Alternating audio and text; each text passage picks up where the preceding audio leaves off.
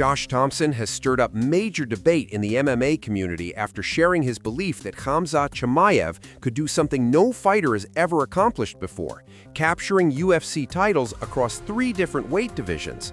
Thompson even went as far as entertaining the idea of a future super fight between Chimaev and Jon Jones, a matchup that would have seemed unthinkable just a few years ago. From Thompson's perspective, the current landscape across multiple divisions favors Chimaev in a way it never has before.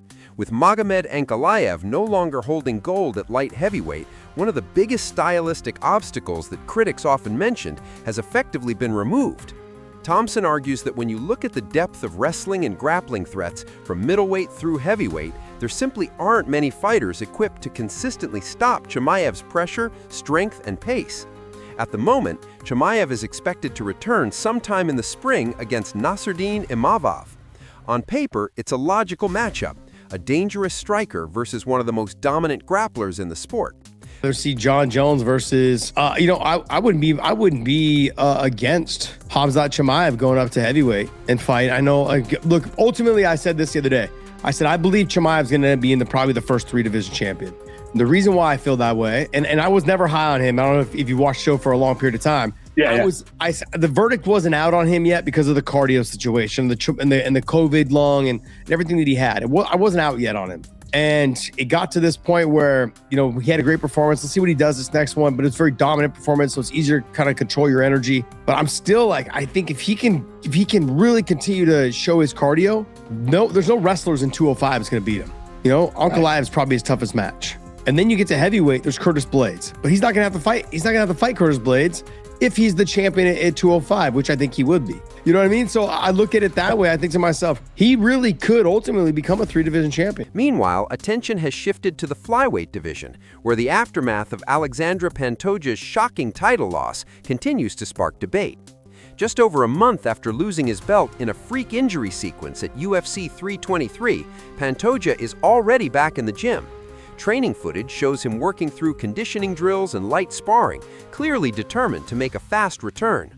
Doctors reportedly confirmed that while tendons were affected, no major ligaments were torn, allowing him to avoid surgery. Despite that, not everyone views the incident as unavoidable bad luck.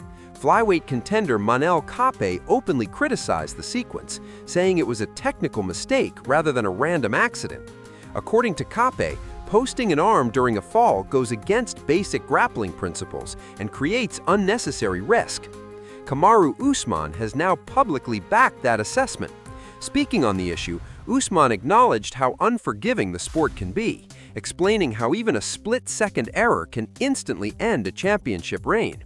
That was an error on Pantoja's part. He threw the kick. Joshua Van lifted the leg, but you're not supposed to post. We know that. We know we don't. When you're falling, you don't post, you roll. Yeah, you roll. And so he did say that. That made me think, yes, you're right. You make an error, that could cost you a fight. And it did cost him that fight. But I will say, freak accident or not, it did cost him that fight. But I will say this, though, Henry. I understand Pantoja's willingness to want to get back immediately. You want to get back immediately because that identity of champion has become who he is. He's the champion, defending the champion, defending. And Henry, look how fast we moved on from Pantoja. They're just like, oh, Manel Kape, Joshua Van, Tatsuro Taira. No one's even talking about how the champ lost the title. Yeah, but that's how it is, bro. Elsewhere, emotions boiled over when Ilia Topuria delivered one of the most explosive interviews of his career, unloading on Brian Ortega in a way few fans expected.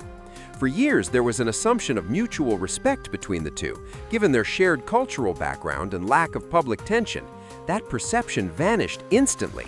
Topuria revealed that the friction goes deeper than fans realized, claiming the two crossed paths in person and exchanged words after Ortega previously downplayed knowing who he was. Topuria didn't hold back, accusing Ortega of disrespect and unprofessionalism and suggesting that the feud dates back to a time when a potential matchup was being discussed behind the scenes. The reaction in Spain was immediate and intense. Fans were shocked not only by the rivalry itself, but by how blunt and emotional Topuria became. All of this unfolded while he's dealing with legal challenges in his personal life, making the timing even more dramatic. Topuria insisted that if the fight had ever happened, he was confident the outcome would have been decisive, claiming Ortega would not have been able to impose his grappling or control the pace. At middleweight, Reinier de Ridder is still haunted by his first UFC loss and is determined to erase it. After suffering a heartbreaking defeat to Brendan Allen when his corner stopped the fight due to exhaustion, de Ridder hasn't moved on mentally. Despite starting strong and threatening submissions early, his energy collapse flipped the momentum entirely. Now fully healthy, de Ridder is pushing hard for an immediate rematch. He maintains that the opening round showed exactly how the fight was supposed to unfold, and insists that with just a few more seconds in the third round, he would have secured the finish. Even while trying to adopt a calmer mindset, he admits the loss lingers and won't allow him to fully move forward until it's settled. For de Ridder, the message is simple. Before considering any move up in weight or new challenges, he wants that fight back and believes the result would look very different the second time around. You still want that Brendan Allen, another crack at Brendan Allen? 1000%, brother. Now that you're healthy and feeling good?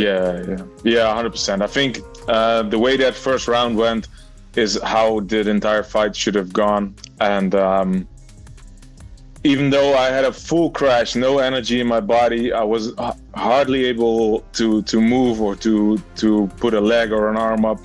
I still finished him if I'd have 5 more seconds in the third round. I had him in the inverted triangle. Just time ran out, so I just believe I beat this guy every night of the year except for that one. Is that one of the things you want to tick off before you move up? Just get that sorted out before you move up. Yeah, it's on my mind. I try to let go of it. I try to be zen and don't worry too much about it, but I need to get that one back. That's it for today's MMA breakdown. If you enjoyed the coverage, make sure to like, subscribe,